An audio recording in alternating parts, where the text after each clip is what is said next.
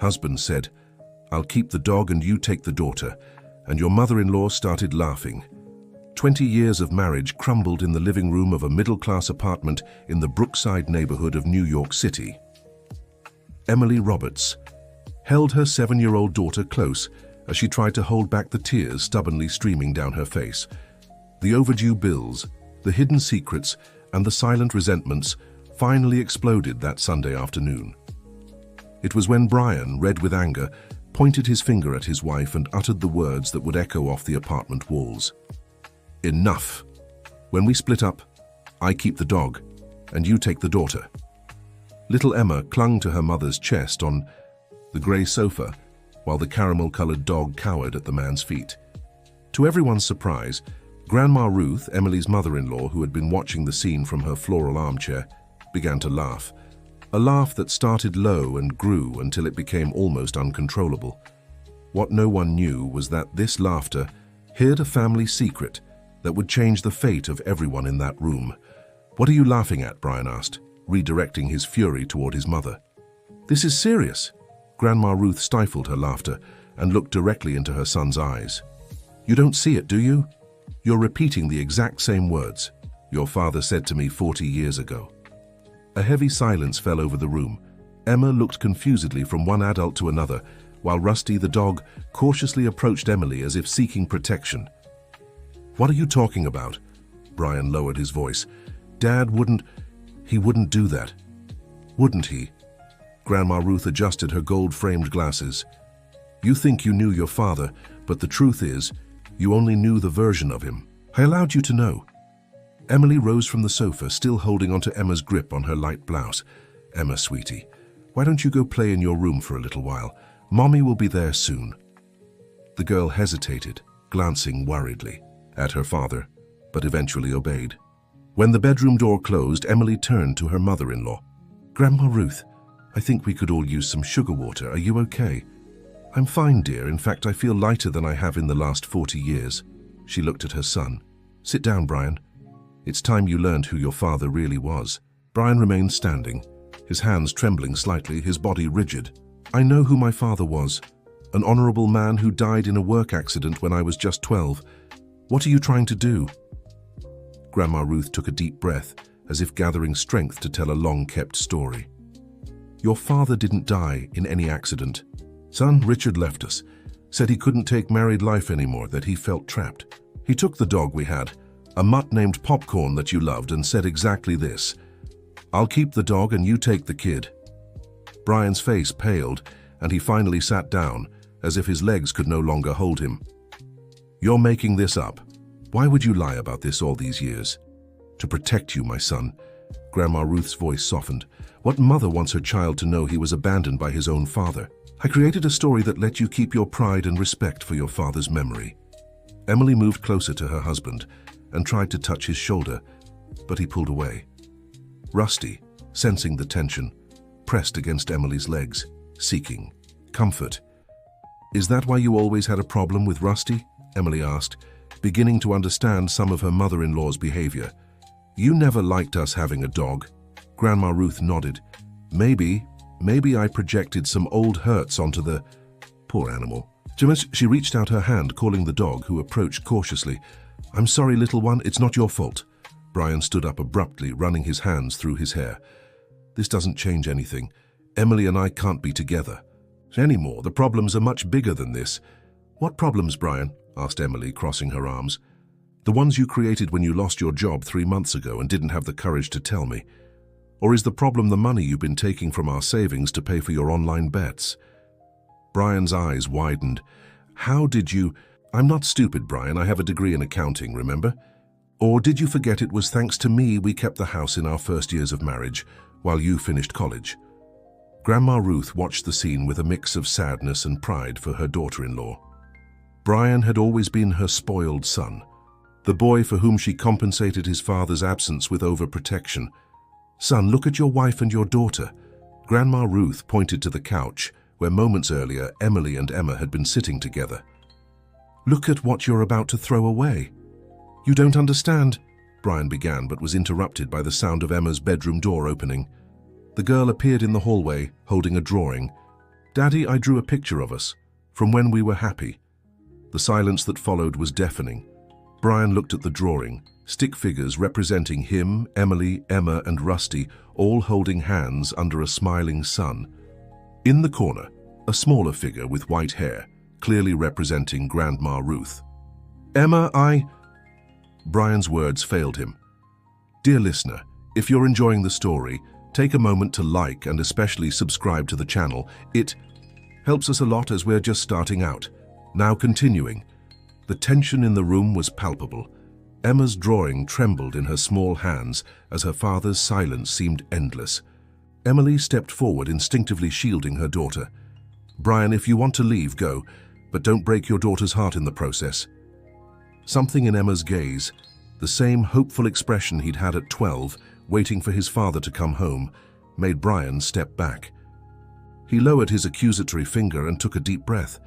"Emma, the drawing is beautiful." He knelt to her level. "Can you give it to me?" The girl hesitated, looking at her mother, who nodded almost imperceptibly. Emma approached and handed the paper to her father, who held it as if it was something precious. "Thank you." He tucked the drawing into his shirt pocket. "Daddy and Mommy need to talk about grown-up things. Can you play in your room a little longer?" Emma nodded, but before leaving, she crouched to pet Rusty, who wagged his tail in response. "Take Rusty with you, okay?" Brian suggested, a gesture that surprised both Emily and Grandma Ruth. When Emma and the dog left, Brian collapsed onto the couch, covering his face with his hands. "I ruined everything, didn't I?" Emily sat beside him, keeping a safe distance. "Why didn't you tell me about the job, Brian? We've been married 20 years, we share a life, a daughter. Shame." The word came out almost as a whisper. "I was the provider, the man of the house. How could I say I was laid off after 15 years of dedication to the company?" Grandma Ruth approached the couch, leaning on her cane, which she rarely used, but now seemed necessary to bear the weight of the revelations. "My son, being a man isn't about hiding problems, it's about facing them, especially with those you love." Brian looked up at his mother.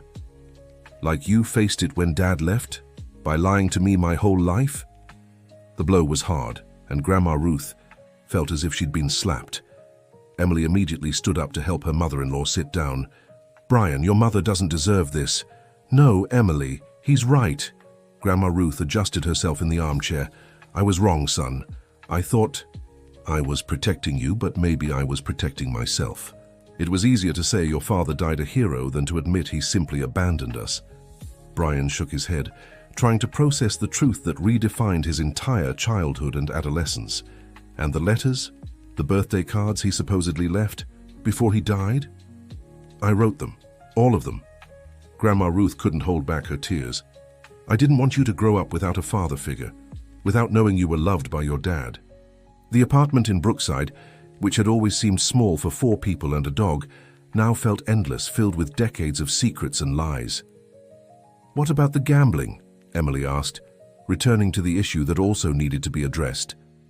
That money was for Emma's future college fund. Brian ran his hands over his face in deep regret.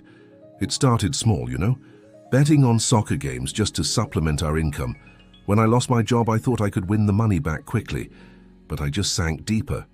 Do you have any idea how much you've lost?" "Almost $30,000. He couldn't look at Emily as he confessed. The shock on Emily's face was visible. It was money they had saved for years, sacrificing vacations and small luxuries. "My God, Brian, how are we going to pay the condo fees? Emma's school?" Grandma Ruth cleared her throat, drawing the couple's attention. "I have some savings. It's not much, but it could help until you find another job, son." "No, Mom. You already do so much by living with us and helping with Emma. This is my mess. I have to fix it." Emily stood and walked to the window, gazing at the New York City skyline she loved so much. The Statue of Liberty stood in the distance, arms open, as if offering comfort to their shattered family. "You know, when we got married, we promised to stay together in joy and sorrow, in wealth and poverty." She turned to face her husband. "But we never promised to tolerate lies." "I know." Brian lowered his head. "And I understand if you want me to leave. It's not that simple." Emily crossed her arms protectively. "We have a daughter who loves her father despite everything, And honestly, I don't know if I can raise Emma alone, working full-time and still trying to pay the bills. Grandma Ruth watched the couple, recognizing in this crucial moment the same crossroads she had faced 40 years earlier. The difference was that her son was here, owning up to his mistakes, something Richard had never done. "Son," Grandma Ruth called softly, "do you love your wife?" The question caught Brian off guard. He looked at Emily, her brown eyes that had enchanted him since college, her dark hair now streaked with grey, the determined posture of someone who had never given up on him, even when he had given up on himself. "I do." The answer came without hesitation. "I always have." "And you, Emily?" Grandma Ruth turned to her daughter-in-law. "Is there still enough love left to save this marriage?" Emily bit her lip, torn between fresh pain and 2 decades of love. "I don't know, Grandma Ruth. The love is there, but trust. Brian destroyed that." The sound of little footsteps drew their attention. Emma was in the hallway again, this time with Rusty by her side, both watching the scene with matching expressions of worry. "Mom, Rusty's hungry. Can I feed him?" That simple question, so out of place in the gravity of the moment, brought a small smile to Emily's lips. "Of course, sweetheart. His food is in the kitchen." When Emma left with the dog, Brian stood up with determination. "Emily, I'm not asking you to forgive me right now. I'm just asking for a chance to earn back your trust." He looked at Grandma Ruth, "and I promise never to repeat my father's mistakes." At that moment, Emily's phone rang. She answered, and her expression quickly shifted from worry to surprise. "Yes, it's me, a restoration project for the historic mansion in West Village. Yes, I have experience. Tomorrow at 10 a.m. "I'll be there, thank you." She hung up, staring at her phone in disbelief. It was from the architecture firm Harrison and Palmer. They saw my online portfolio and want to interview me for an important project. Brian looked at her, confused. "What online portfolio? You haven't worked as an architect in years." "Actually," Emily hesitated, "I never completely stopped. I took on small renovation projects when you traveled for work. I created a portfolio website 6 months ago. Now it was Brian's turn to feel betrayed." "You hid this from me? Like you hid losing your job and the gambling?" Emily shot back, but without hostility. "I guess we've both learned to keep secrets, and that's not good for either of us." Grandma Ruth clapped her hands softly, drawing the couple's attention. "Look at this. You've both made mistakes. Both. Kept things hidden. Maybe instead of pointing fingers, you can learn from it." Emma came back from the kitchen, with Rusty following her, his belly full. "Grandma, why were you laughing earlier?" the girl asked innocently. Silence fell over the room as the adults exchanged glances, unsure how to explain the situation. To a 7-year-old. "I was laughing, sweetheart," Grandma Ruth began, adjusting her glasses, "because sometimes life gives us chances to fix old mistakes, and that's a rare and precious gift." Emma frowned, not fully understanding. "Like when I make a mistake on my homework and the teacher lets me try again?" "Exactly like that, dear." Grandma Ruth smiled. "Exactly like that." That night, after putting Emma to bed, Brian and Emily sat on the small balcony of their apartment. The sea breeze carried a sense of renewal, though the future was still uncertain. "We need to set some ground rules if we're going to try again," Emily said, watching the city lights. "Total honesty. No more secrets," Brian nodded, holding the cup of tea Grandma Ruth had made before retreating to the guest room. "I agree, and I need to get help for the gambling problem." "It's an addiction, Emily, I see that now. And I'm going to the interview tomorrow. If I get the job, we'll need to rearrange our routines. You'll have to take on more responsibilities with Emma while you look for work." "Fair." Brian hesitated before continuing. "About what I said about keeping Rusty." Emily raised her hand, stopping him. "We're not splitting up our family, Brian. Not even the dog. We'll work through this together, one day at a time." In the guest room, Grandma Ruth looked at an old photograph before bed. In it, a young Richard held a dog that looked just like Rusty. She had kept that photo hidden for decades, away from her son's eyes. "You left with the dog, but you left your reflection in your son, Richard," she whispered to the photograph. "Now it's my chance to break the cycle." Grandma Ruth lay down, feeling for the first time in years the lightness of someone who had finally shared a long-carried burden. In the hallway, Rusty quietly approached the guest room door as if he'd heard his name and decided to lie down there, guarding the dreams of the matriarch of this family in repair. The next morning, breakfast was served in an uneasy silence. Emma, perceptive as many children are, noticed the tension but also saw that her father hadn't left early as usual, pretending to go to a job that no longer existed. "Daddy, aren't you going to work today?" she asked, biting into a piece of toast with jam. Brian exchanged a glance with Emily before answering, "Actually, sweetheart, Daddy's looking for a new job, one that lets me spend more time with you." Emma's eyes sparkled. "Really? You'll take me to school every day?" "I'll try, Princess." Emily, dressed formally for her interview, watched the interaction between father and daughter cautiously. 20 years of marriage couldn't be fixed with one nighttime talk and morning promises. It would be a long road. "Grandma Ruth, could you stay with Emma while I'm at the interview? Brian has some resumes to drop off." "Of course, dear." The elderly woman smiled, pouring herself coffee. "Emma and I will have lots of fun, won't we, sweetheart?" The girl nodded eagerly, already planning activities with her grandmother. "Let's play beauty salon. Can I do your makeup, Grandma?" Grandma Ruth laughed. "Just a little. This old face can't handle too much paint." The light-hearted moment was interrupted by the sound of the doorbell. Brian got up to answer it, returning with a worried expression and an envelope in hand. "It's from the bank." He handed it to Emily, probably about the late mortgage payments. Emily opened the envelope, confirming their fears. 2 missed payments, with a warning that a third would trigger debt collection. "We need $15,000 by the end of the month." She folded the letter, trying to stay calm in front of Emma. "I have an interview on Friday for an administrative coordinator position," Brian said. "The pay's less than before, but it's something. And if I land this project today, that'll help too. But it still won't cover the hole from the gambling." Grandma Ruth cleared her throat, drawing their attention. "I have a suggestion if you'll hear me out. I have a small house in the Hudson Valley, inherited from my father. It's been closed up for years. We could sell it." "Absolutely not. Mom, that house is your safety net." "My safety net is you, son. What good is an empty house in the mountains if my family loses their home?" Emily checked her watch, realizing it was almost time for her interview. "Let's think about this later. I need to go now or I'll be late." She kissed Emma, hesitated for a moment in front of Brian, then gave him a quick peck on the cheek before hugging Grandma Ruth. "Thank you for everything, Grandma Ruth." The elderly woman smiled. "Go show them what you've got, dear." When Emily left, Brian began cleaning the kitchen, a task he rarely did before. "Mom, why didn't you ever tell me about that house in the Hudson Valley?" Grandma Ruth sighed, stroking Emma's hair as the girl leaned against her lap. "Because it was the last tie to my father, your grandfather. And also," she hesitated, "because your father always said we'd go there when we had more money. It was a promise he never kept. You held onto the house because of a broken promise? I held onto it because it represents the dream of a happy, united family, son. A dream you can still make real with your wife and daughter." Brian stopped washing the dishes, looking at his mother with new understanding. "You never stopped loving Dad even after he left?"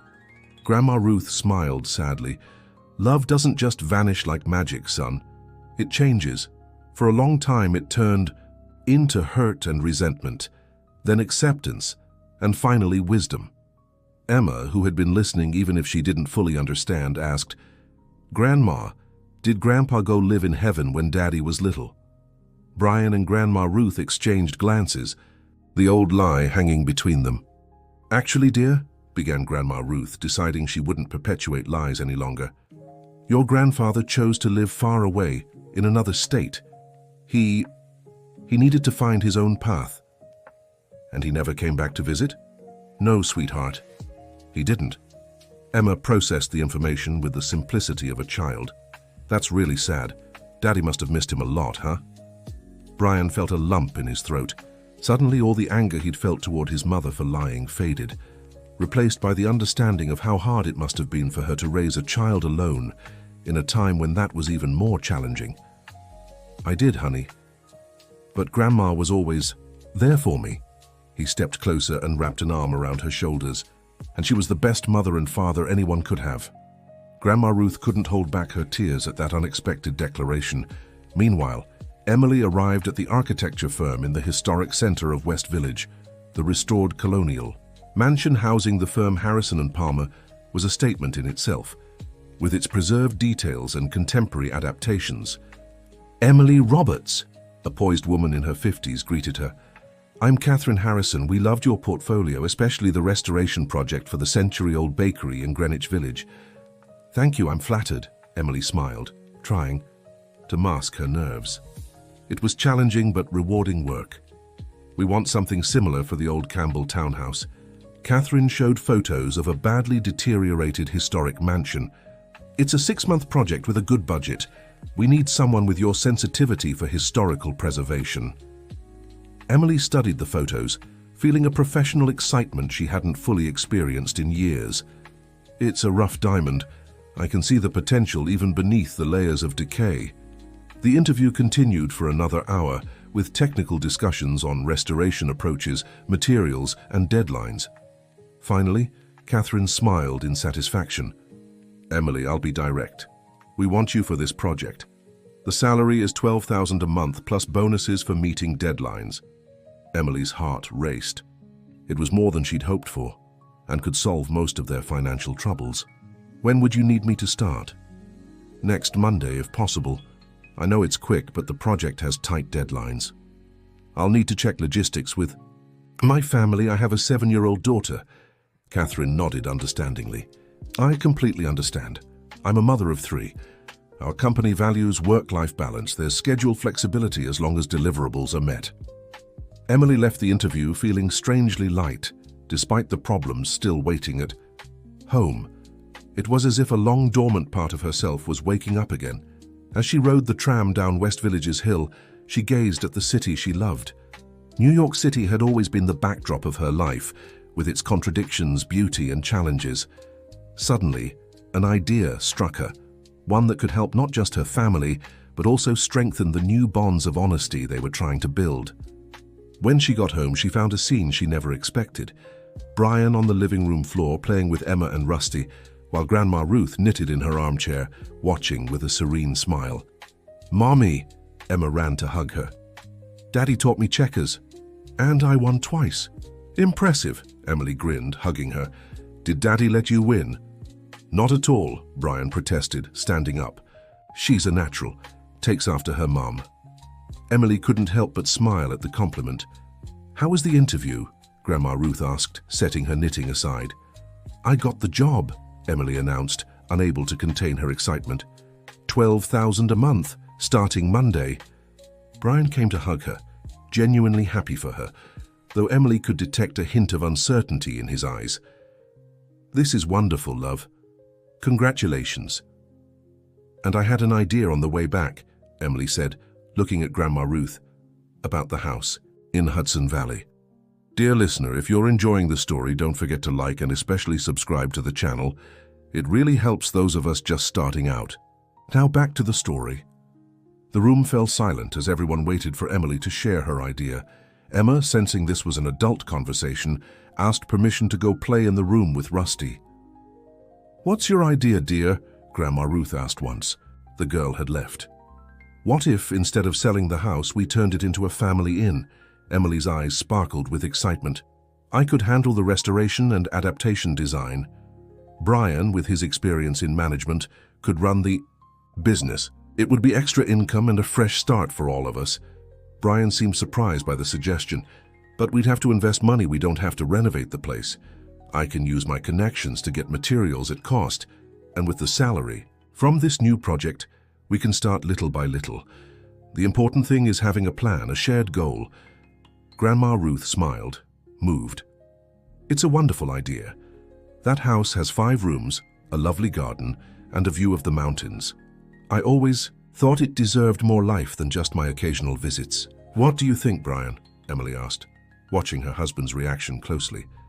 He seemed to weigh all the variables, the risks and possibilities, as he always did before making big decisions. It would be a huge challenge, he began cautiously, but then a small smile formed on his lips. But maybe it's exactly what we need. A project we can work on together, rebuilding not just a house, but our family. Emily's relief was visible. For a moment, she had feared Brian's wounded pride, her landing a job while he was still searching, might create resistance. We'll need to crunch the numbers carefully, Brian continued, his pragmatic side emerging. See how much it would cost to make the house livable, what we'd need to adapt it into an inn, and how we'd manage our lives between New York City and Hudson Valley. Grandma Ruth stood up, moving with more energy than she'd shown in days. Come with me. I want to show you something. She led them to the guest room where she was staying. From an old leather suitcase, she pulled out a yellowed envelope. These are the house deeds and some photos of what it looked like in my parents' time. She handed the envelope to Emily. And something else that might help at the start of this project. Inside the envelope, along with the documents and photos, was a savings book. Mom, what's this? Brian asked, surprised. A lifetime of savings, son. Nearly $80,000 I've been setting aside for an emergency. She smiled. And I believe rebuilding our family's future is the most important emergency we could face. Emily was speechless at her mother-in-law's generosity. Brian, visibly moved, hugged his mother tightly. You don't have to do this. Oh, but I do, Grandma Ruth said gently, pulling back to look into her son's eyes. For years, I saved. Money thinking your father might come back one day and need help. A foolish illusion from a woman who didn't know how to move on. Now, this money can help build something new, something alive and full of hope. That night, after Emma had gone to bed, the three adults sat at the kitchen table with papers, pens, and calculators. They planned, dreamed, and set realistic goals. The first step would be to pay off the most urgent debts, including the overdue installments for the apartment. Then they would begin basic renovations on the house in Hudson Valley, making it livable for weekend visits. We could start welcoming guests in 6 months if we work hard on weekends, Emily noted in her architecture notebook. 3 guest rooms, keeping 2 for ourselves. We need to think of a name for the inn, Brian said, looking more excited than he had in months. Something that reflects a fresh start, renewal. How about New Dawn Inn? Suggested. Grandma Ruth. After all, that's what we're looking for, isn't it? A new dawn for all of us. In Emma's room, the little girl slept peacefully, with Rusty curled up at the foot of her bed. The caramel-colored mutt, as if sensing the changes in the air, seemed more relaxed too. The tension that had hung over the apartment for the past few months was beginning to fade, replaced by something they hadn't felt in a long time. Hope. The next morning, a sunny Saturday, Brian got up early and made breakfast for everyone, something he hadn't done in years. The smell of toast and fresh coffee woke Emily, who found the table set with fruit, juice, and even flowers, picked from the small planter on the balcony. What's all this? She asked, surprised by the gesture. A small step in the right direction, Brian smiled, handing her a cup of coffee. I thought we could go to Hudson Valley today, all 4 of us. See the house, start planning properly. Emily nodded, feeling a mix of excitement and caution. She was determined not to let herself be carried away by unrealistic expectations. Broken trust would need much more than romantic gestures to rebuild. The weather forecast is good. We could have a picnic in the garden. Emma, hearing about the trip, was overjoyed. She had never been to Hudson Valley, and the idea of seeing a house that could become an inn seemed magical to her. Can I pick my own room? She asked as Brian helped her put on a jacket. The mountains were colder than New York. Of course, sweetheart. In fact, we thought you could help us decorate the guest rooms too. I can make drawings to hang on the walls. Grandma Ruth, watching the scene fondly, added, and I can teach you how to crochet pillows for the beds. It's something I did a lot when I was your age. The drive to Hudson Valley was peaceful, with Emma and Rusty excited in the back seat. The dog, who rarely left the apartment except for short walks, seemed especially thrilled by the adventure, sticking his head out the window to feel the mountain air. When they finally arrived at the house after winding through a tree-lined road, Emily and Brian fell silent, impressed. The photos hadn't done justice to the property's charm, though it clearly needed repairs. Broken roof tiles, peeling, paint, an overgrown garden. The structure itself was solid, and the architectural style preserved the allure of old mountain homes. It's bigger than I imagined, Emily remarked, already envisioning the necessary changes. "My father built this house with his own hands," Grandma Ruth explained as she searched her purse for the key. "He was a master builder and always dreamed of having his own mountain retreat." When they stepped inside, the interior was surprisingly well preserved, though dusty and musty. The antique furniture was covered in white sheets, like silent ghosts of a life interrupted. "The last time I was here was almost 5 years ago," Grandma Ruth sighed, running her hand over a solid wood dining table. "I used to come once a year to check on things, but after my arthritis got worse, the trip became too hard to make alone." Emma was already running from room to room, discovering new treasures with every door she opened, with Rusty at her heels. Her excitement was contagious, bringing life to that long, silent space. "Mom, Dad, come see. This room has a huge window with a view of the mountains." Emily and Brian followed their daughter to what appeared to be the master bedroom on the second floor. The bay window truly offered a spectacular view of the Catskill Mountains, with Eagles Peak standing majestically in the distance. "It takes your breath away," Brian said, wrapping an arm around Emily's shoulders, a natural gesture that hadn't happened in months. "Can you imagine waking up to this view every day?" "Guests would love it," she replied, allowing herself to relax into his embrace. "This room would just need a new bed, fresh curtains, and a coat of paint." Grandma Ruth watched the couple discreetly from the doorway, feeling she had made the right choice in sharing this family treasure. The love between Brian and Emily wasn't dead. It was just buried under layers of hurt, lies, and hardship. The exploration of the house continued through the morning. They discovered a spacious kitchen with a working wood-burning stove, a living room with a stone fireplace and a wraparound porch, perfect for rocking chairs where guests could enjoy the sunset. "We can start working on it right away," Emily said in her element as she jotted down notes and quick sketches. "First, the basics: roof, plumbing, electricity, then the finishes and decor." Brian nodded, just as excited, but staying practical. "We'll need permits to operate as an inn. I'll look into the legal and health requirements."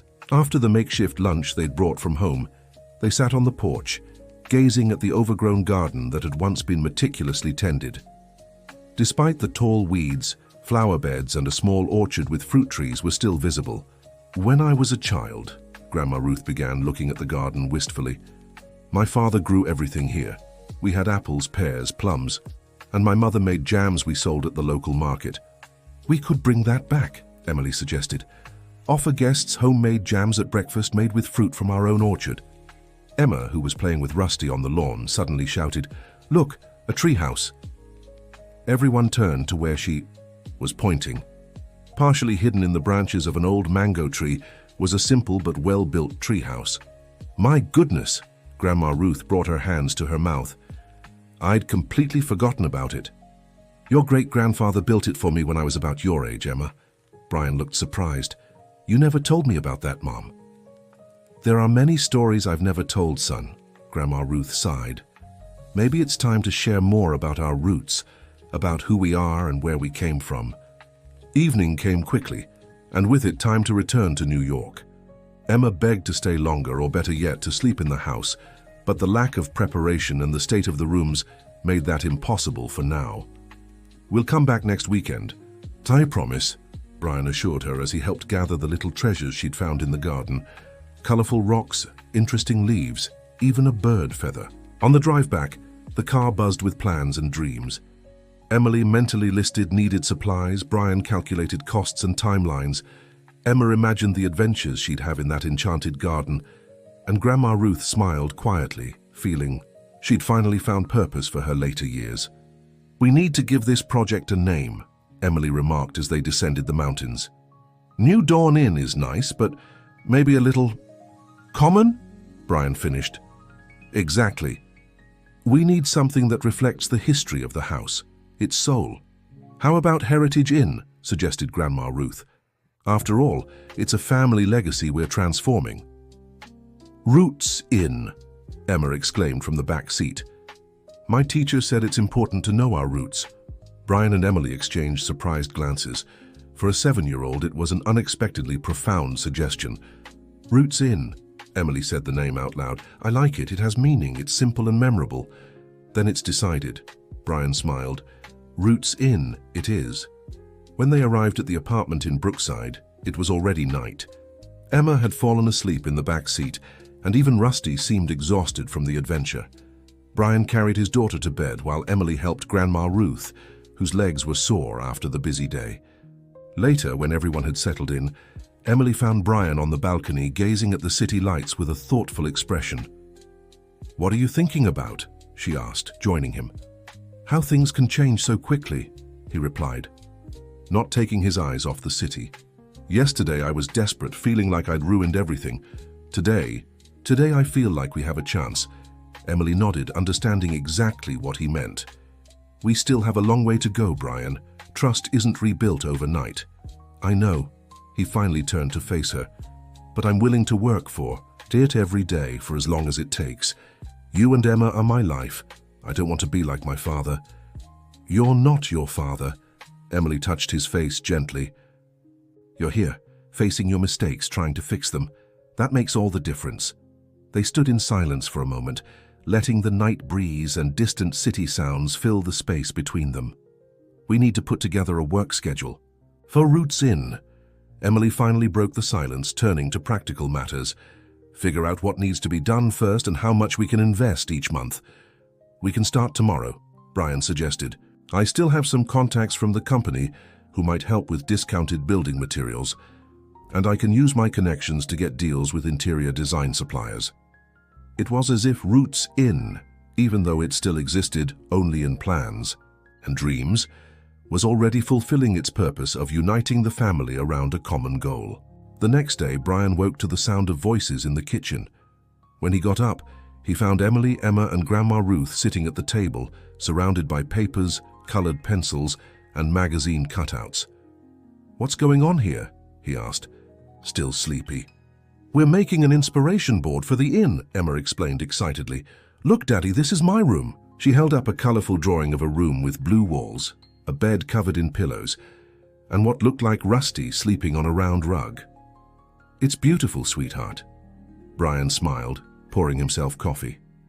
And these other drawings? They're ideas for the guest rooms, Emily explained, each with a theme inspired by the mountains. Mountain room, garden room, starry sky room.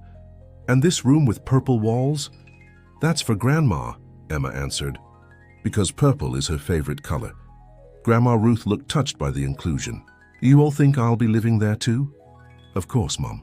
Brian sat beside her. The inn is yours, after all, and we'll need your wisdom and experience.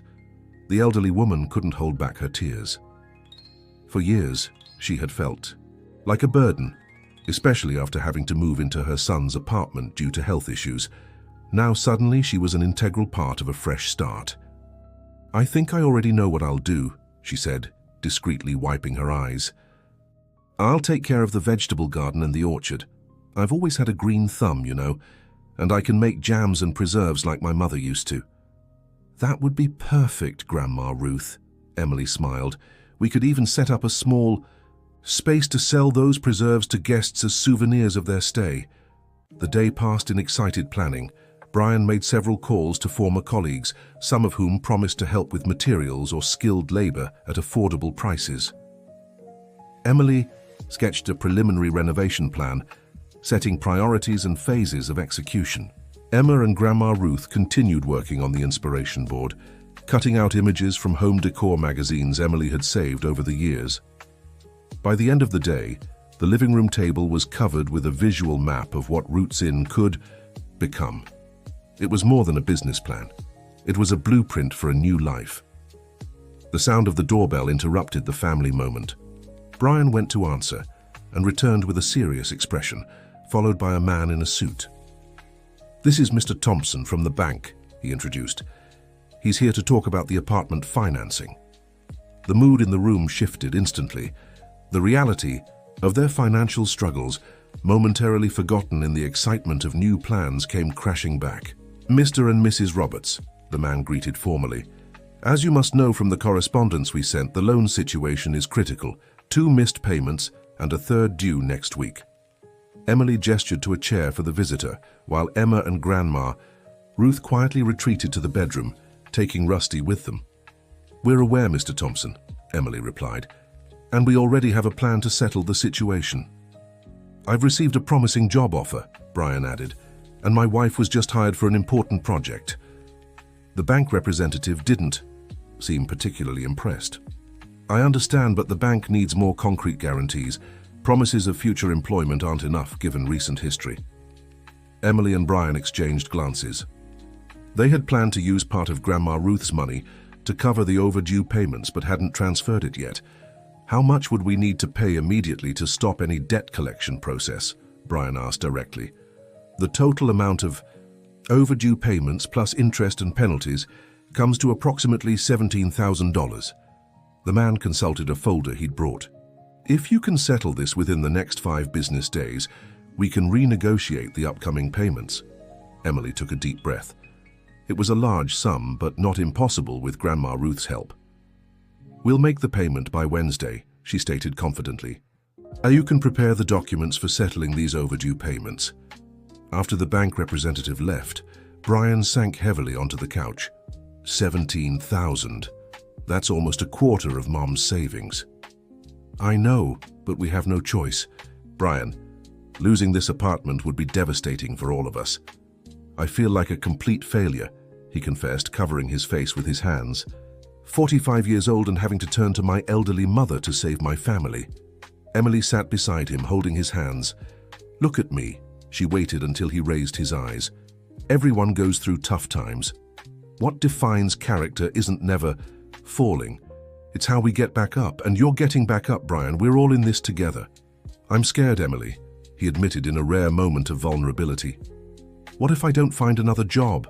What if the inn doesn't work out?" "What if everything works out?" she countered. "What if we're about to start the best chapter of our lives?" At that moment, Grandma Ruth returned to the room alone. "Emma is playing with Rusty in the bedroom," she informed them before sitting in the armchair. "I overheard part of the conversation. $17,000? "Yes, Mom," Brian replied, embarrassed. "I know it's a lot of money." "It's just money, son," Grandma Ruth interrupted firmly. "Money comes and goes. Family is forever."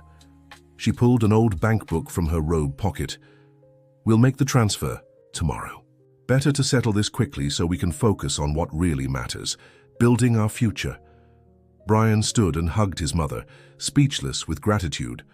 Emily watched the scene, moved by the strength of this woman, who, despite all the hardships she'd faced, still found within herself the generosity and wisdom to support her family. "Grandma Ruth, we promise your investment will be rewarded," Emily assured her. "Roots Inn will be a success and will secure comfort for all of us in the future." The elderly woman smiled, stroking her son's hair as she had when he was a more boy. "Do you know what makes me happiest?" she asked. "Seeing my son choosing a different path than his father. Richard ran when faced with problems. You, Brian, are fighting. That's the real legacy a father should leave his children, the courage to face life even when it gets tough." The following Monday, Emily began her new job at Harrison & Palmer. The feeling of fully practicing her profession as an architect, again, was indescribable, a mix of excitement, nervousness, and fulfillment. Catherine Harrison welcomed her warmly and introduced her to the team she'd be working with on the historic mansion project. Meanwhile, Brian took Emma to school and spent the morning visiting some companies where he'd sent his resume. The Friday interview for the administrative coordinator position seemed promising, but he didn't want to pin all his hopes on one opportunity.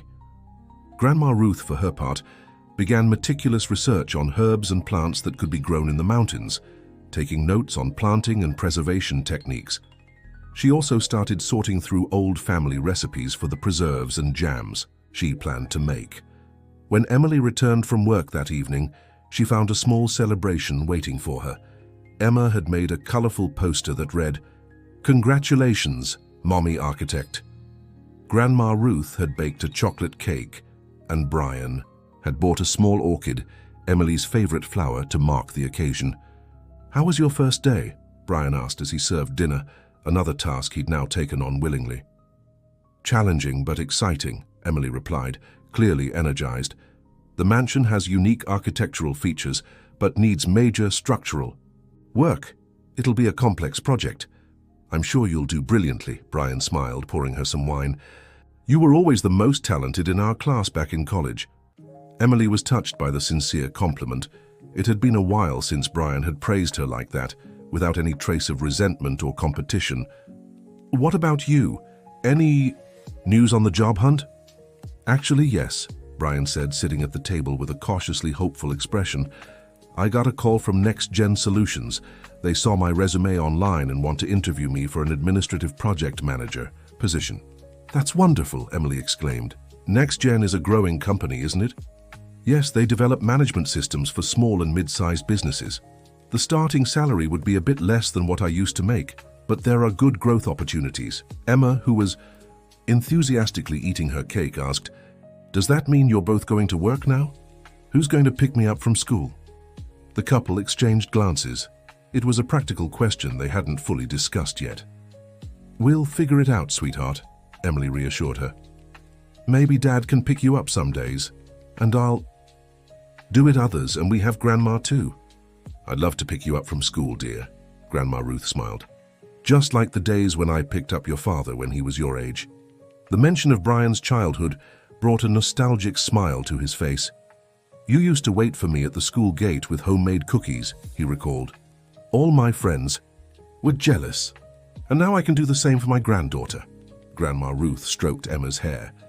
Life has interesting cycles, doesn't it? That night marked what seemed like a true fresh start for the Roberts family. The wounds weren't completely healed, the difficulties hadn't magically disappeared, but there was direction, purpose, and most importantly, hope. On Wednesday, as promised, Brian and Emily went to the bank and paid off the overdue installments of their loan using part of Grandma Ruth's savings. The relief was immediate, as if a huge weight had been lifted from their shoulders. Let's make sure your mum doesn't regret this generosity, Emily remarked as they left the bank. We'll make Roots Inn thrive and ensure security for all of us. It's a promise. Brian squeezed Emily's hand, a gesture that symbolized more than an agreement. It was a renewal of vows, a commitment to rebuilding. On Friday, Brian returned from his interview at Next Gen Solutions with an unreadable expression. How did it go? Emily asked, concerned by his silence. He sat on the couch, still processing the experience. They offered me the job, but with one condition. What condition? I'll need to go through an intensive tech refresher program. Apparently, my skills are outdated. He seemed to struggle with wounded pride. It's a 3-month course, and during that time I'll only get 70% of the salary. Emily sat beside him, immediately understanding the dilemma. For a man like Brian, used to being the family's competent provider, admitting the need for retraining was a blow to his self-esteem. I think it's a fair offer, she said carefully. Many companies wouldn't even give you this chance. They clearly see potential in you. Brian nodded slowly. You're right, and to be honest, during the interview I realized how much the industry has changed over the years. There are tools and processes I'd never even heard of. So you'll accept? I will, he decided with a sigh. I can't let pride get in the way of our financial recovery. Besides, he hesitated. Maybe it's good for me to start fresh in a field where I'm not the expert. Learn to be a student again. Emily smiled, proud of the maturity her husband showed. This was a different Brian from the man who, weeks earlier, had threatened to walk away from everything. When do you start? Next Monday. The refresher course runs from 8 a.m. to noon, and in the afternoon I'll have a few hours of supervised practice. He seemed more upbeat now that he'd accepted the idea. The best part is I'll have Friday afternoons free, so we can head to Hudson Valley earlier on weekends to work on the inn. The plan seemed perfect. With Emily working full-time, Brian in his refresher course, Grandma Ruth helping with Emma and the inn's preparations, and weekends dedicated to renovating the house in Hudson Valley, the family had a clear path forward. That night, as they were putting Emma to bed, the little girl asked a question that took them both by surprise. Daddy, do you still want to stay with Rusty and let Mommy stay with me? The silence that followed was heavy.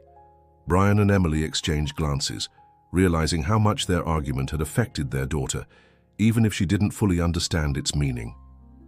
No, sweetheart, Brian said, sitting on the edge of the bed and stroking her hair. "Daddy said silly things when he was really angry. The truth is, I want to stay with you, with Mommy, and with Rusty. We're a family, and families stay together." Emma seemed relieved but had another question. "And why did Grandma start laughing that day?" It was Emily who answered, sitting on the other side of the bed. "Sometimes, honey, people laugh when they discover surprising coincidences. Grandma remembered something similar that happened a long time ago." "Like time travel?" Emma asked, her little eyes already heavy with sleep. "Something like that," Emily smiled. "Now go to sleep. Tomorrow's a big day. We're picking out paint colors for Roots Inn." When they left Emma's room, Brian pulled Emily into a hug in the hallway. "Thank you for not giving up on me," he whispered. "I know I don't deserve this second chance. Everyone deserves." "A second chance, Brian," she replied, resting her head on his shoulder. "What matters is what we do with it." From the end of the hallway, Grandma Ruth watched the couple with a quiet smile. Silently, she thanked whatever greater forces were guiding this family's path.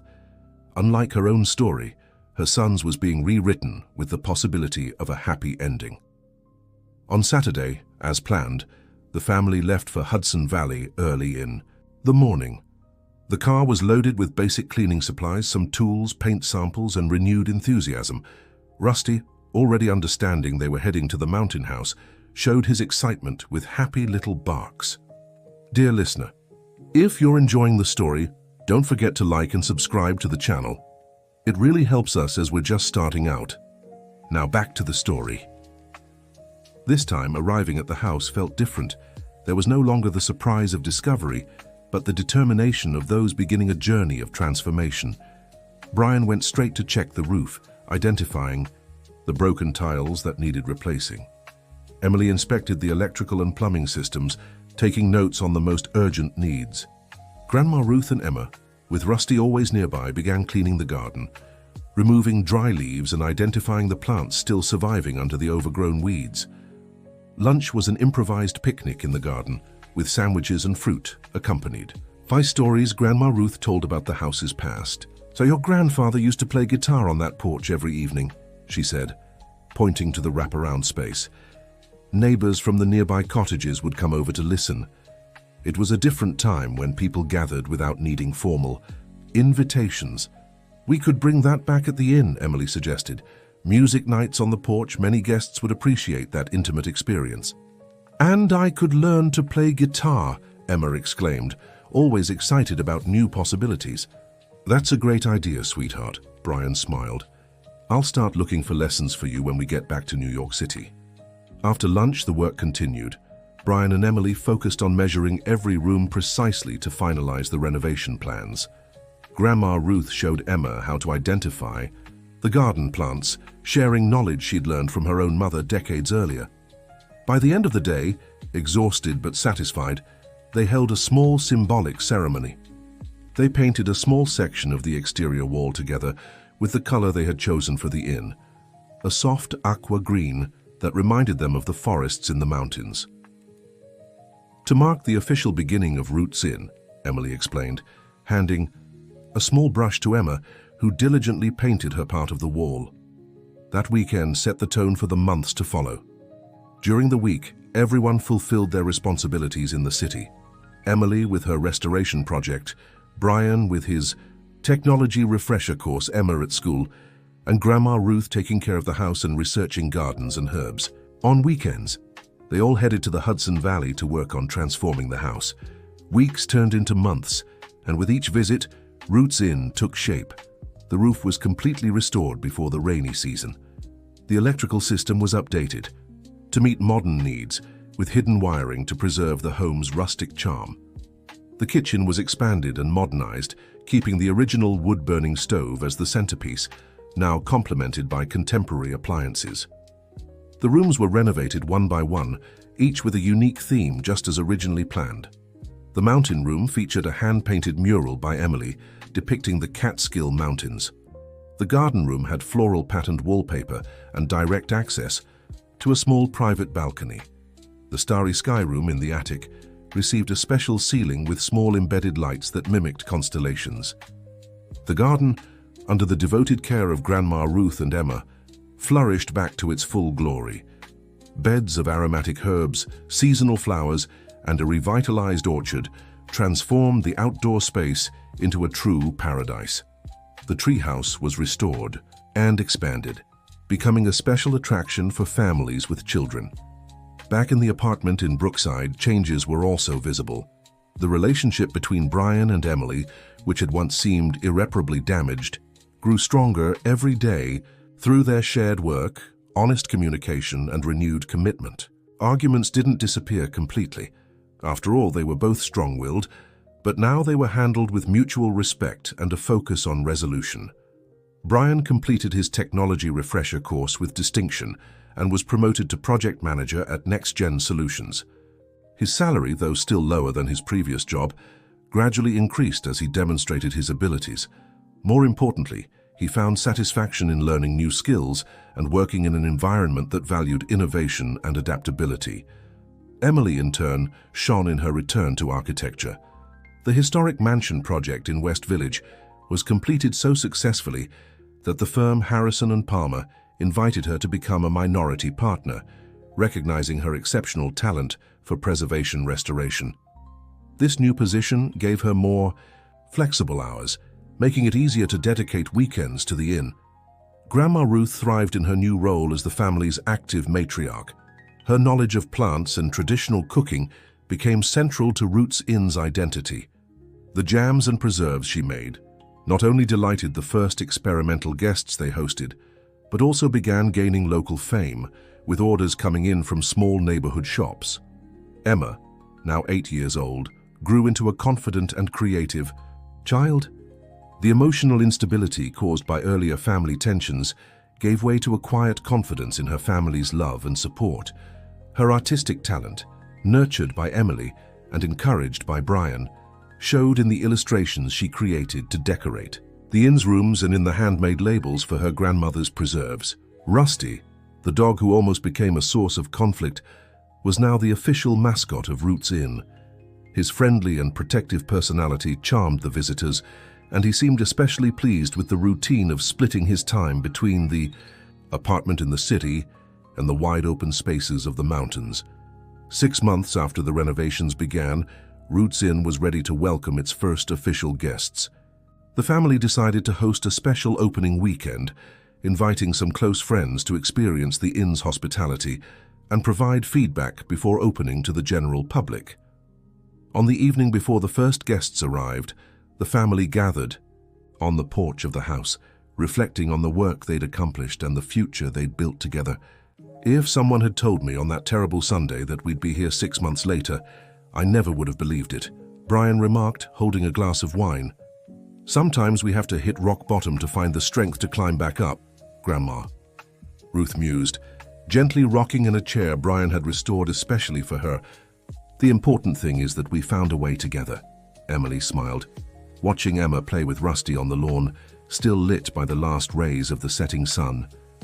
And we built something that's just ours. Brian took Emily's hand, stroking it with his thumb. Thank you for not giving up on us even when I almost did.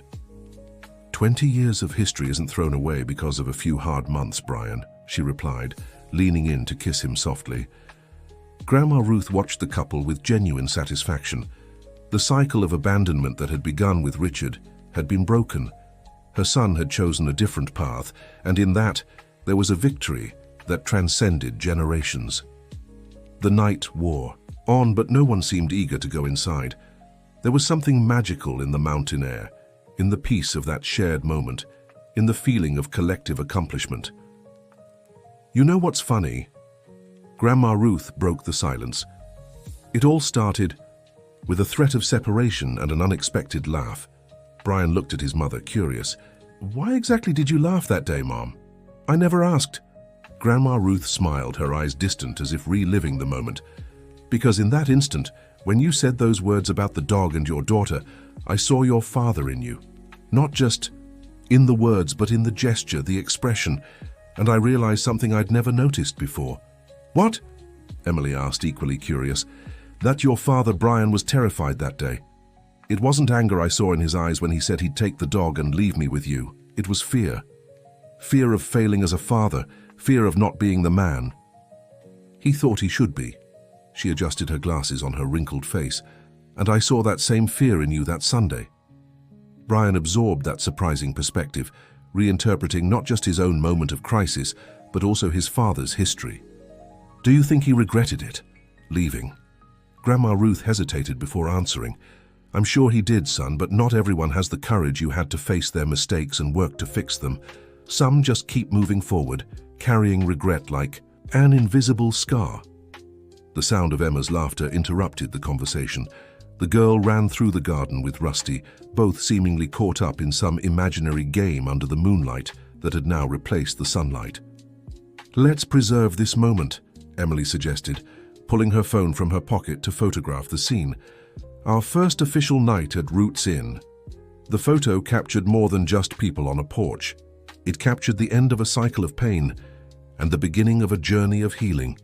It captured a family that had nearly fallen apart, but found in their own roots the strength to rebuild. The following morning, the first guests began to arrive. They were couples who were friends, some with children, all genuinely curious to see the venture that had consumed the Roberts family's weekends over the past few months. To Emily and Brian's surprise, their friends were truly impressed by the transformation of the house. The compliments were sincere, the admiration genuine. Many asked how they had managed to accomplish so much in such a short time.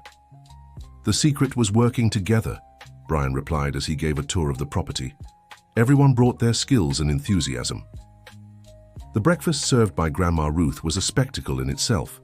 Homemade bread, jams made with fruit from the orchard, cakes, fresh juices and freshly brewed coffee created an experience that blended the rustic charm of the mountains with the comfort of a meal made with love.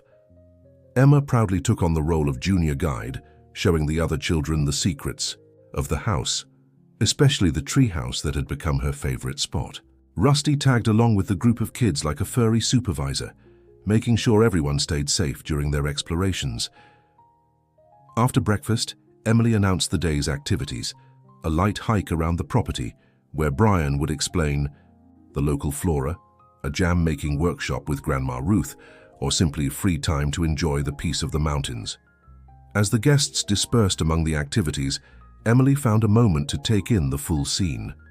What had once been an abandoned house had transformed into a vibrant space full of life and possibilities. But more important than the physical change was the shift that had happened within her family. Brian came up behind her and wrapped his arms around her. "What are you thinking about?" "How we got here," she replied, leaning into him. 6 months ago, we were on the edge of a cliff. And now we're on the edge of a new beginning, he finished. I still can't believe we already have bookings for the next 3 weekends just from word of mouth. It was true. News about the charming family inn in the mountains had spread quickly among friends and co-workers. The photos shared on social media had sparked interest, and soon the phone designated for the inn began ringing with inquiries from people wanting to make reservations. The opening weekend was an absolute success. The guests left on Sunday afternoon with promises to return and recommendations to friends. The Roberts family, exhausted but deeply satisfied, gathered once more on the porch for a toast to the future. To Roots Inn, Brian raised a glass of sparkling wine, and to the family that found its roots again. To new beginnings, Emily added. To the courage to change, Grandma Ruth chimed in. Emma, with her juice glass, wanted to join in too. To the best dog in the world, she exclaimed, making everyone laugh as Rusty wagged his tail as if he understood the praise. On the drive back to New York City, the car was quiet but in a comfortable way. Emma had fallen asleep in the back seat, Rusty curled up beside her. Grandma Ruth dozed lightly, her face serene after a weekend of non-stop activity. Brian drove, attentively, while Emily watched the mountain scenery gradually give way to urban outlines. What are you thinking about? Brian asked, noticing her thoughtful silence. About what you said that Sunday, she replied, turning to him.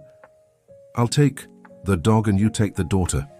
Brian winced slightly, still uneasy at the memory. That wasn't my finest moment. No, it wasn't, Emily agreed. But maybe it was necessary. Sometimes we have to hit rock bottom to realize what really matters. And what really matters to you, Emily? She thought for a moment before answering. This, She made a gesture that encompassed the car and its occupants. Our imperfect family, our shared dreams, our ability to start over. This is what truly matters. Brian took her hand and kissed it lightly. I couldn't agree more. When they arrived at the apartment in Brookside, it was already nighttime. Brian carried the sleeping Emma to bed while Emily helped Grandma. Ruth get settled. Rusty, always attuned to the family dynamics, circled around everyone as if checking that each member was okay. Later, in the privacy of their room, Emily and Brian talked about the next steps for the inn. There were practical decisions to make. How they'd divide their time between the apartment and the house in the mountains, who would take on which specific responsibilities, and how they'd balance this new venture with their newly structured careers. Maybe we could hire someone to help on weekdays when we can't be there, Emily suggested. Someone local who can take care of the garden and basic maintenance. Good idea. We can ask around in Hudson Valley if they know anyone trustworthy. The planning continued until they were both too exhausted to go on. Before falling asleep, Brian asked a question he'd been considering for weeks. Emily, do you think we should consider moving to Hudson Valley permanently? Not now, but maybe in the near future. The question caught Emily off guard. Leave New York, our apartment. Eventually, yes, he elaborated. Emma would have more space to grow, fresh air and nature all around. We could dedicate ourselves fully to the inn, and with today's technology I could work remotely, at least part of the time. Emily mulled over the idea. It wasn't something she'd seriously considered before, but now that Brian mentioned it made sense. What about your new job and my partnership with Harrison and Palmer? We could make a gradual transition. Maybe start by spending 4 days in the mountains and 3 in New York, then flip that ratio later, he explained. It's just an idea to think about. No rush to decide. Emily nodded, recognizing this was an important decision that would need time and careful thought. Let's see how things unfold over the next few months. If the inn really takes off like it seems it will, it might make financial sense too. Brian agreed, pleased she was open to the possibility. The important thing is wherever we are, we'll be together, he added, before drifting off to sleep. In the weeks that followed, Roots Inn solidified its early success. Weekend bookings kept coming in, and soon they had to set up a waiting list. What set the inn apart? The homey atmosphere, Grandma Ruth's homemade meals, the regional stories Brian shared during hikes, and the artistic touches Emily and Emma added to the spaces, created a unique experience that guests deeply appreciated. A month after the official opening, they got a surprise. A journalist from a sustainable travel magazine had stayed at the inn anonymously and wrote a glowing feature about their venture. The article highlighted not just the property's charm, but also the family's transformation story behind it. An inn that not only honors the roots of the past, but cultivates new roots for the future, Emily read aloud from the article's closing line. She captured the spirit of this place perfectly. The publication brought a new wave of bookings, this time from out-of-state guests eager to experience an inn that blended family hospitality with environmental and cultural awareness. 6 months after the inn's opening, the family faced a big decision. The demand for extended stays beyond just weekends was growing. To meet this demand, they would need to be in the mountains during the week as well. After much discussion and planning, they decided to begin the transition Brian had suggested months earlier. They would start by spending 4 days in the mountains and 3 in New York City, taking advantage of Emma's school break to test the new arrangement. The experience was transformative. The quality of life in the mountains, the slower pace, the constant connection with nature, and the satisfaction of seeing the inn thrive daily strengthened their conviction that this was the right path. Emma, in particular, seemed to flourish in the mountain environment. The girl who once spent hours in front of the TV now explored the garden, learned about plants from Grandma Ruth, and developed a deep connection with nature. Her creativity also blossomed, with increasingly detailed drawings of the guests, the landscape, and stories she invented herself. "Mom, can I have an exhibition of my drawings here at the inn?" Emma asked one afternoon, while Emily checked the reservations for the following week. "An exhibition?" Emily looked curiously at her daughter. "Yes, my art teacher said when we create lots of artwork, we can have an exhibition for people to see," Emma explained. her eyes shining with excitement. "We can use that empty wall near the breakfast room." Emily smiled, proud of her daughter's initiative. "I think it's a wonderful idea, sweetheart. Let's talk to Dad and Grandma." Brian and Grandma Ruth loved the suggestion, and soon everyone was involved in the project. Brian built simple frames from recycled wood found on the property. Emily helped with the layout and lighting. Grandma Ruth taught Emma how to make explanatory cards for each piece. The first art exhibition at Roots Inn, as it was officially named, became an additional attraction for guests who were charmed by the little artist's talent and often bought the drawings as souvenirs. It was Emma's first truly independent venture, and the confidence she gained from the experience reflected in every area of her life. Meanwhile, for Brian, remote work for Next-Gen Solutions was going better than expected. The company, initially reluctant to allow the hybrid arrangement, soon realized his productivity had increased in the tranquility of the mountains. He was more focused, less stressed, and his management skills seemed to have improved significantly. "They offered me a promotion," Brian announced during a family dinner 6 months into the transition, "but with one condition." "What condition?" Emily asked, already imagining something complicated. "That I establish an official company office here in Hudson Valley," he smiled. "Apparently they're considering opening a branch in the mountain region to use the quality of life as an incentive for new talent." Emily couldn't hide her surprise. "That would mean, yes, it would mean we could settle here permanently without constantly commuting to New York," Brian finished. "They'd cover part of the setup costs and give me autonomy to assemble a small local team." The news was met with enthusiasm by everyone, especially Emma, who already considered herself more of a mountain girl than a city kid. Grandma Ruth, whose knees no longer handled the constant travel between New York and Hudson Valley well, also seemed relieved. "But what about you, Emily?" Brian asked, aware his wife still had important commitments with Harrison and Palmer in New York. "I know your career is taking off again." Emily thought for a moment before answering. "Actually, I've been thinking about that too. Catherine confided in me that they're planning to expand the office's services to historic towns in the mountain region." A smile formed on her face. "And guess who she wants to lead this project?" "That's perfect." Brian took his wife's hands, genuinely happy for her. "It seems like everything is falling into place." Grandma Ruth watched the couple with a serene smile. What a difference a year could make. From a family on the brink of collapse, full of secrets and resentment, to this group united by shared goals and renewed love. It made everything worthwhile: the pains of the past, the courage to expose the truth about Richard, the risk of investing their savings in the inn. The decision was made. The Roberts family would move permanently to Hudson Valley. The apartment in Brookside would be kept for now, possibly rented out for extra income, but their future was in the mountains, among the peaks that had witnessed their rebirth as a family. On a sunny morning, while Brian and Emily organized documents for the final move, Grandma Ruth called Emma for a special walk in the garden. "I want to show you something, my dear, something I've never shown anyone else." The elderly woman's voice held a mysterious tone that immediately captured her granddaughter's attention.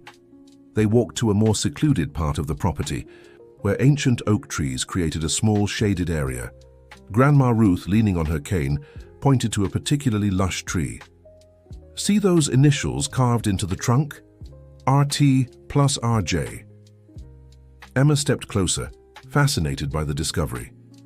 "Who are RT and RJ, Grandma?" "Richard Turner and Ruth Johnson." Grandma Ruth's voice softened with the memory. "Your grandfather and me when we were young and believed nothing could tear us apart." Emma looked at her grandmother with great curiosity. "Was this before he left?" "Yes, dear, long before. Back then, this oak was just a sapling, like us." Grandma Ruth touched the trunk tenderly. "Richard said our story would be long and strong like this tree." He wasn't entirely wrong. The tree grew even without him here to see it. The girl processed the information with the surprising wisdom she sometimes showed. "I think your story just continued differently, Grandma. Through Dad, through me, and now through Roots Inn." Grandma Ruth hugged her granddaughter, moved by her insight. "Exactly, my love. Stories don't always follow the path we expect, but that doesn't mean they've ended. They just took a different direction. It was a lesson Grandma Ruth had taken decades to learn, and one she could now share with Emma. Richard's abandonment had left deep scars, but time, especially the events of the past year, had shown that even the most painful wounds could become sources of wisdom and growth. When they returned to the house, they found Brian and Emily on the porch, discussing the final details of the move with obvious excitement. Rusty rested at their feet, occasionally lifting his head to watch squirrels darting across the garden. "Where have you two been?" Brian asked, noticing his mother's thoughtful expression. "Exploring the past and the future," Grandma Ruth replied cryptically, "and discovering that both are important parts of who we are." The following month, the official move took place. The apartment in Brookside was carefully emptied, with selected furniture and belongings taken to the mountains, while others were stored or donated. Emma transferred to a local school in Hudson Valley, where she quickly made new friends fascinated by having a classmate who lived in an inn. The remote office of Next Gen Solutions was set up in a wing of the main house, equipped with all the necessary technology. Emily began the expansion project for Harrison and Palmer, identifying historic properties in the region with potential for restoration. Roots Inn continued to thrive now with the added benefit of the family's constant presence. The reputation for genuine hospitality, exceptional home-cooked meals, and a welcoming atmosphere spread beyond state borders, attracting visitors from across the country. 1 year after their permanent move, on a starry summer night, the family gathered on the porch for an intimate celebration. Emily had prepared a small surprise, a hand-carved wooden sign to replace the makeshift one they'd placed at the property's entrance. "Roots Inn, where stories intertwine and new beginnings flourish." As she revealed the sign, Emily explained, "I wanted something that captured not just the name, but the essence of what we've built here." Brian hugged his wife, visibly moved. "It's perfect. It represents exactly what this place has meant to us." "A toast," Grandma Ruth raised her glass, "to our journey, the lessons we've learned, and the courage to start anew." Emma, now 9 years old, added her own toast. "And to the dog who almost split our family apart, but ended up keeping us together." Everyone laughed as Rusty, as if understanding they were talking about him, barked happily and wagged his tail. That night, after Emma and Grandma Ruth had gone to bed, Brian and Emily stayed on the porch, gazing at the endless stars in the Catskill Mountains sky. "Remember that terrible Sunday?" Brian asked, holding Emily's hand. "When I said I'd keep the dog and you'd keep our daughter?" Emily nodded, the memory still vivid but no longer painful. "How could I forget? It was our lowest point, and yet somehow it was the beginning of all this." He gestured toward the softly lit property. "Sometimes I wonder what would have happened if my mother hadn't laughed in that moment." "The laugh that changed everything," Emily smiled. "I think it was the universe intervening through her, showing us we were about to repeat past mistakes." Brian agreed thoughtfully. "You know what amazes me most? How blind we were to what truly mattered. I worried about status, being the perfect provider, keeping up appearances, when all we really needed was honesty and real connection." "And the courage to change," Emily added, "to admit our mistakes and do things differently." They fell silent. For a moment, listening to the gentle chirping of crickets and the occasional hoot of a distant owl. The peace of the mountains seemed to amplify the feeling that they'd finally found their place in the world. "Thank you," Brian said finally, "for staying, for fighting for us when I was ready to give up. I always knew there was so much more to you than that angry, scared man," Emily said tenderly, touching her husband's face. "We just needed to find our way back to each other." The next day, the inn would welcome a new group of guests. Life would continue with its challenges and joys, but the Roberts family would face it all with the strength of those who've weathered the storm and found on the other side not just shelter, but a new purpose. Grandma Ruth, watching the couple from her bedroom window, smiled to herself. The circle was complete, the wounds healed, the lies replaced by liberating truths, fear transformed into courage, that unexpected laugh born from decades of silent pain had been the catalyst for a transformation even she couldn't have imagined. Richard had left with a dog, leaving behind a son who would grow up never knowing his real father. But this same son now showed that cycles can be broken, that mistakes don't have to be repeated, that love, when nurtured with honesty and teamwork, can overcome even the deepest wounds. The next morning, as the rising sun lit up the Catskill Mountains, the Roots Inn awoke to another day. Emma ran through the garden with Rusty, helping Grandma Ruth pick fresh herbs for breakfast.